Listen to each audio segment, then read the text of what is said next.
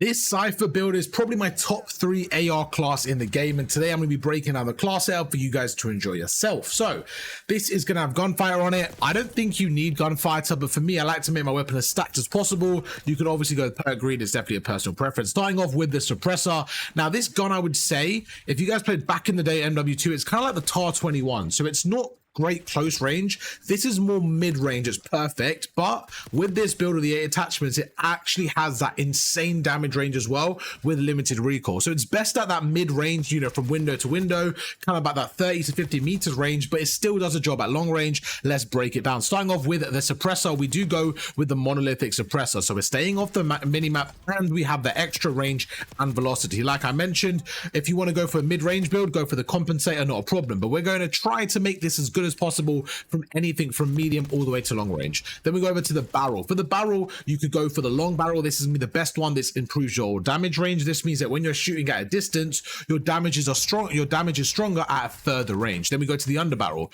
Now for the underbarrel, I keep it nice and simple, vertical foregrip. Again, we're just trying to make this weapon an absolute laser that can do its thing at all the ranges, so we're going to go for the vertical. Then we go across here with the magazine. This is the one you can get a little bit creative with. For me personally, I think the 45 round mag is absolutely perfect.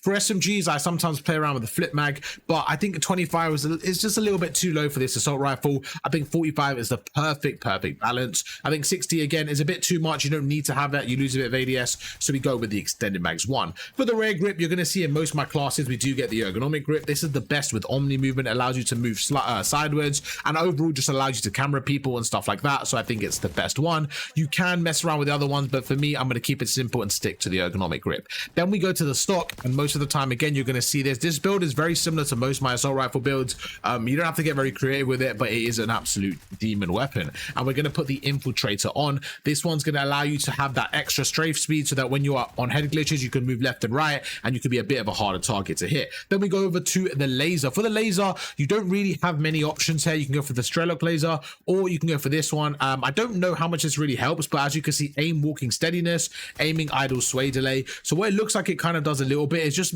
allows a little bit more, I guess, sway with your aim walking and stuff like that. So I don't know if this helps too much, but because you have gunfighter, you could whack it on. You're more than welcome to put an optic on instead, or if you're playing without gunfighter, leave this off. But then we have the last attachment, going to be the recoil springs, just to really make sure this weapon has that range. And there you go. This can be the class setup.